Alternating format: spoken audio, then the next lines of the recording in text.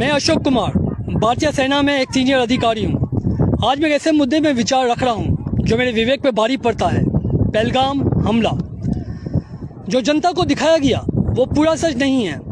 हमले के समय खुफिया जानकारी की विफलता और तत्काल मीडिया की कहानी ये सभी गंभीर सवाल खड़े करती है।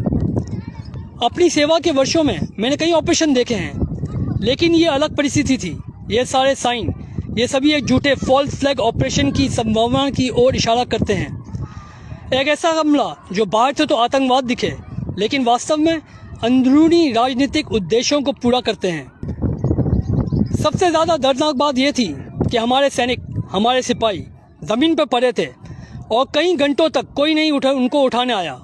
ना कोई मेडिकल सहायता आई, ना कोई कमांड ऑफिसर आया। ऐसा लग रहा था कि ये सब कुछ पहले से ही निर्धारित हो।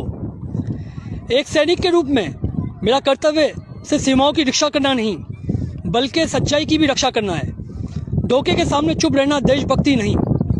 सच बाहर आना ही चाहिए, चाहे वो कितना भी इनकन्वीनियंट क्यों ना हो।